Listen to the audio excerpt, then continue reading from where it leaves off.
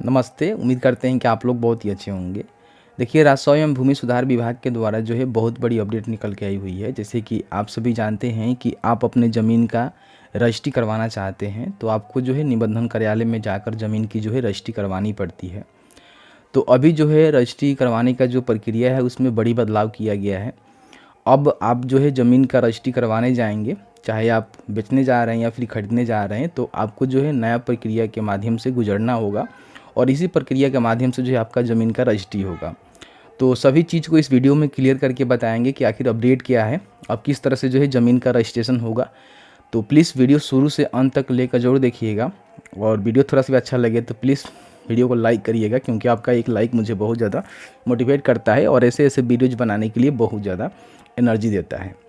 देखिए, आप सभी जानते हैं कि बिहार में राजस्व को अब देखिएगा, मतलब कि जो ज़मीन से जुड़े मामले होते हैं काफ़ी आपको देखने को मिलता है। जैसे कि आए दिन आप देखते हैं कि ज़मीन किसी और का और बेच कोई और देता है, या फिर जो गवाह होते हैं वो दूसरे किसी को खड़ा कराकर जो है ज़मीन का रजिस्ट्री करवा देते हैं। आए दिन जो है इससे कई सारे जो है मामले आपको देखने को मिलता है। इसी को देखते हुए बिहार सरकार का जो राजस्व एवं भूमि सुधार विभाग है जो है बहुत बड़ी अपडेट यहाँ पे किया हुआ है।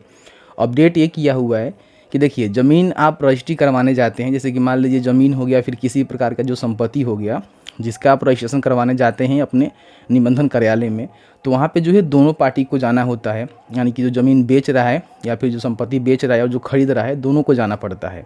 तो वहाँ पे जाने के बाद उसका जो है डॉक्यूमेंट्स वगैरह वगैरह देखा जाता है, वेरीफाई किया जाता है, ठीक है। उसका चालान वगैरह वगैरह जो भी ज़मीन का चालान होता है वो जमा किया जाता है।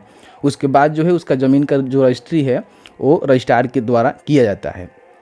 अब यहाँ पे जो नया प्रक्रिया लागू किए गए हैं इसमें आप इसको जो है और पारदर्शी बना दिया गया है। जैसे कि आप सभी जानते हैं कि पहले जो है इसका जो है ऑथेंटिकेशन नहीं हो पा रहा था कि ज़मीन जो बेच रहा है वो सही है कि नहीं है, या फिर जो ज़मीन खरीद रहा है, मतलब कि जो गया हुआ है वाकई में जिसका डॉक्यूमेंट्स लगा हुआ है वो व्यक्ति है कि नहीं है।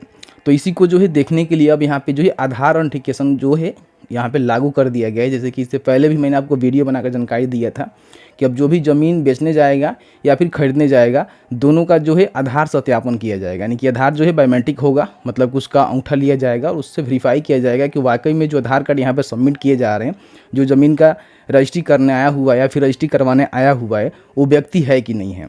तो ऑथेंटिकेशन होगा तो उसके माध्यम से उसका जो है जो भी आधार कार्ड है वो वेरीफाई हो जाएगा कि हाँ इसी बंदा का आधार कार्ड है और यही जो है ज़मीन को बेचने या फिर ज़मीन को खरीदने आया हुआ है।